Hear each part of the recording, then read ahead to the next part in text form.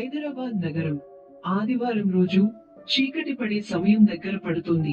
కుమార్ వాళ్ళ తాతయ్య ఊరికి వెళ్దామని అనుకుంటాడు. వాళ్ళ తాతయ్యకి కాల్ చేసి నేను ఊరికి వస్తున్నా అని చెప్పగా వాళ్ళ తాతయ్య ఇప్పుడు ఎందుకు వస్తున్నావ్ అని కంగారుగా అంటాడు.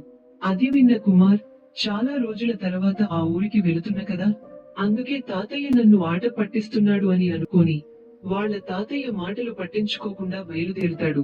కుమార్ చాలా రోజుల తరువాత వాళ్ళ ఊరికి వెళుతున్నా అని చాలా సంతోషంగా ఉంటాడు. సమయం రాత్రి 10 గంటలు అవుతుంది. కుమార్ హైవే రోడ్డుకి చేరుకుంటాడు. ఇక బండి వేగాన్ని పెంచి స్పీడ్ గా వెళుతున్నాడు. చుట్టూ చీకటి. బండి హెడ్ లైట్ కూడా సరిగ్గా పని చేయడం లేదు. అలా వెళుతుండగా కుమార్ కి ఒక దాబా కనిపిస్తుంది. అప్పటికే కుమార్ చాలా ఆకలితో ఉంటాడు. ఇక ఆ దాబాలోకి వెళ్లి తింటాడు. సమయం 11 అవుతుంది. ఇక ఫోన్లో పాటలు వింటూ తన ప్రయాణం కొనసాగిస్తాడు. వాళ్ళ ఊరి దగ్గరలోకి చేరుకుంటాడు. అంతా నిశ్శబ్దం. కాని కుమార్ పాటలు వింటూ వెళ్తున్నాడు. చుట్టూ అడవి లాంటి దారి. అప్పుడు కుమార్ కి ఒక పెద్ద మర్రి చెట్టు కనిపిస్తుంది. బండి గేర్ మార్చాడు. వేగం తగ్గిస్తాడు. కుమార్ ఆ చెట్టుని చూస్తూ నిదానంగా వెళుతున్నాడు. ఎందుకంటే ఆ చెట్టు చూడటానికి చాలా భయం కలిగించేలా ఉంది. కుమార్ మెల్లగా ఆ చెట్టు పక్క నుంచి వెళ్ళాడు. కొంత దూరం వెళ్ళగానే కుమార్ బండి ఆగిపోయింది. ఇదేంటి, ఇంతవరకు బాగానే నడిచింది కదా, ఇప్పుడు ఇలా ఆగిపోయింది అని కుమార్ అనుకుంటాడు. ఎంత స్టార్ట్ చేసినా బండి మాత్రం స్టార్ట్ అవ్వడం లేదు. ఫోన్లో పాటలు కూడా ఆగిపోయాయి. ఫోన్ స్విచ్ ఆఫ్ అయింది. చుట్టూ అంత చీకటి, ఇంకా నిశ్శబ్దంగా ఉంది. కుమార్ తన బండి స్టార్ట్ చేయడానికి చాలా ప్రయత్నం చేస్తాడు. ఇంతలో కుమార్ కి చెట్టు కొమ్మ విరిగిన శబ్దం వినిపిస్తుంది.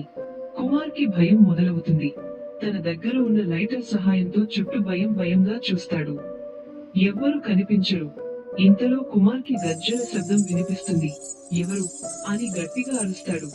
ఎటువంటి సమాధానం ఉండదు. కుమార్ కి ఇంకా భయం పెరిగింది. తన బండి కిక్ రోడ్ ని వేగంగా కొడుతున్నాడు, కానీ బండి స్టార్ట్ అవ్వడం లేదు. గజ్జల శబ్దం ఇంకా దగ్గరికి వస్తున్నట్టు అనిపిస్తుంది. కుమార్ కంగారు పెరిగింది. తన బలం అంతా ఉపయోగించి కిక్ రోడ్ ని గట్టిగా కొడతాడు. బండి స్టార్ట్ అవుతుంది.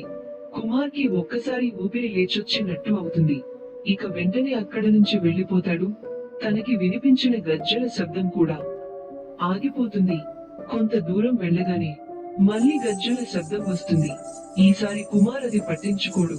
అలానే వెళుతూ ఉండగా ఒక అమ్మాయి తన బండి ఎదురుగా రావటం కుమార్ గమనిస్తాడు. ఆ అమ్మాయి చాలా కంగారుగా ఏడుస్తూ వస్తుంది. కుమార్ ఆ అమ్మాయి దగ్గర తన బండిని ఆపుతాడు. ఎవరు మీరు, ఎందుకు ఏడుస్తున్నారు అని అడుగుతాడు. అప్పుడు ఆ అమ్మాయి ఏడుస్తూ కంగారుగా, నా భర్తకి యాక్సిడెంట్ అయింది, నేను వెంటనే వెళ్ళాలి, నన్ను కాస్త డ్రాప్ చేయండి అని కుమార్ కి చెప్పి తనను అడగకుండానే బండి ఎక్కి కూర్చుంటుంది. కుమార్ కూడా తన కంగారు చూసి ఏమీ అనలేకపోతాడు. దారిలో కుమార్ ఎంత మాట్లాడినా ఆ అమ్మాయి ఏడుస్తూనే ఉంటుంది. కుమార్ వాళ్ళ ఊరు వస్తుంది.